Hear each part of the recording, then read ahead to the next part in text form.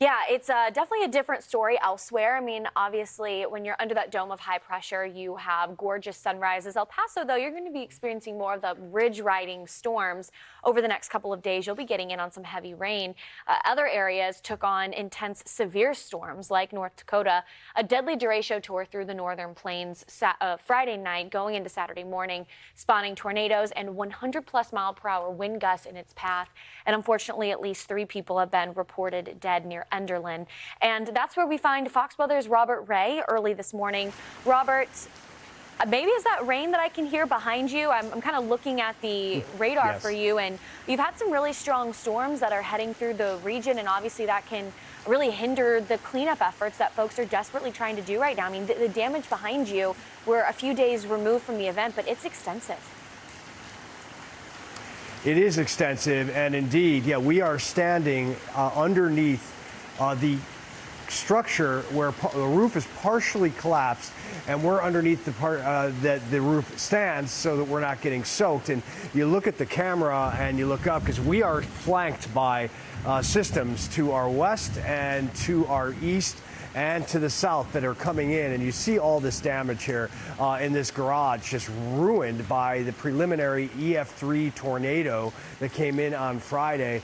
And you see part of the roof gone, ripped up by those winds. EF3 winds, 136 to 165 miles per hour. National Weather Service is going to try to get back out today to reassess to see if potentially this was an EF4 tornado. 3 people have died here in this small town of Enderlin, about an hour to the southwest of Fargo. As I stand here, and you know, the garage door is collapsed, and look out in the distance. I want you to see what we're starting to see is some clearance out there, but we hear the thunder and the lightning and some of the rain coming down. That blue streak way out there, the atmosphere trying to break up. But then I know you can't see this, but it's fascinating to see in person.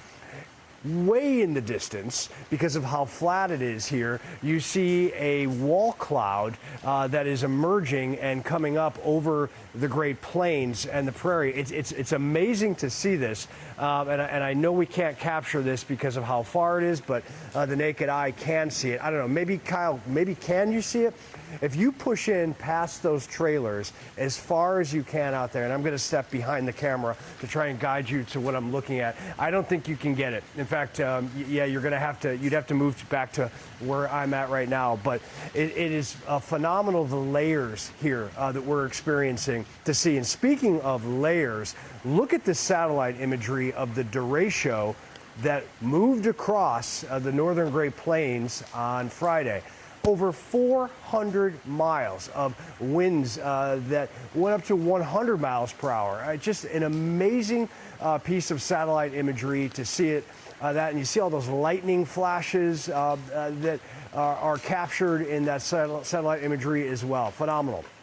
And then look at the video that we shot before all these storms came in this morning, right when the sun came up, and you see the extensive damage in this area of Enderlin. And what you see is homes where literally the entire structure has been ripped up, and all you have is the foundation. And that is why 3 people lost their lives here on Friday, unfortunately, as that preliminary EF3 tornado came through. Just a terrible scenario in a town of 800 people, farm, agriculture. This is a place in America where everybody knows each other. And to have losses of life of community members is really horrible. And then to have these systems come in here this morning, it's got to create a nerve-wracking panic for so many.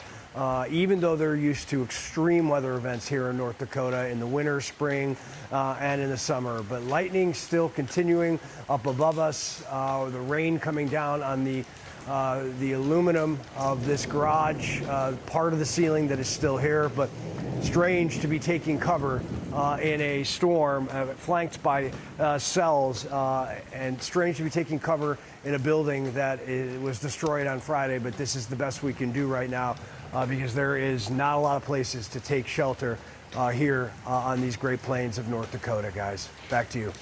Yeah, Robert, I can only imagine. You're looking at buildings that you would use to seek shelter completely destroyed. I was reading through the National Weather Service Slack channels today, and they were saying about 3 tornadoes that were confirmed in southeast North Dakota and 1 possible tornado in Bemidji, Minnesota. But they were wondering, is it or is it not, based upon the damage. With the tornado, you get more of that twisting, and as opposed to straight line wind, everything sort of lays in one direction. I think in Bemidji they did confirm that it was straight line wind damage, but can you just describe maybe some of the damage that you're seeing there in North Dakota? Do you see a lot of that evidence of how fast the winds have just been rotating through the area? I mean, even that garage door behind you looks like a good example.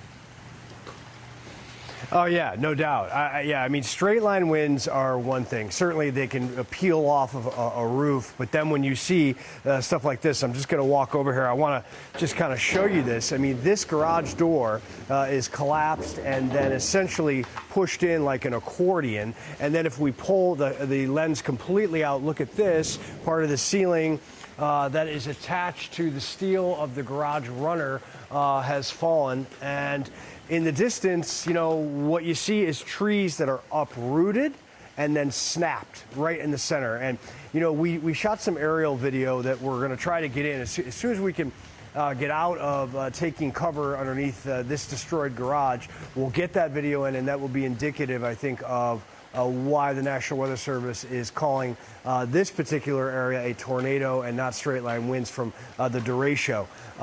And you really get to see the expanse of it, and we'll show that at some point as soon as we can get that into New York headquarters here this morning. But, you know, as we've been talking about, we're dealing with a fairly fluid situation. Thankfully, I think this is all kind of moving past us. And I just cannot get over that wall cloud in the distance. I wish I could show that to you. It is amazing. I don't know. You know what? If we can, let's go fluid. Let's pick up the tripod. Bear with us, viewers.